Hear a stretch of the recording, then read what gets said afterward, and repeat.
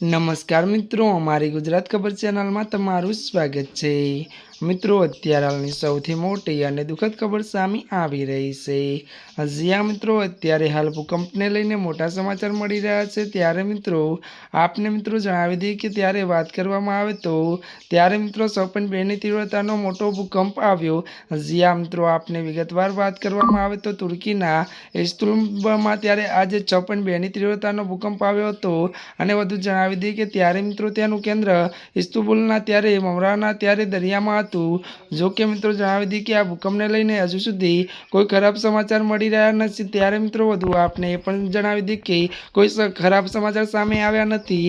જો કે મિત્રો વધુ જણાવી દઈએ કે આ પહેલાં તુર્કીમાં 6 ફેબ્રુઆરી 2023ના રોજ 7.8ની તીવ્રતાનો ભયાનક ભૂકંપ 6 ફેબ્રુઆરી ત્યારે 2023ના રોજ 7.8ની તીવ્રતાનો ભૂકંપ આવ્યો હતો। જ્યાં મિત્રો આજના માટે આટલું જ। અમારી ચેનલમાં નવા હોય તો અમારી ચેનલને મિત્રો તમે લાઇક, શેર અને સબસ્ક્રાઈબ કરી દેજો। ધન્યવાદ।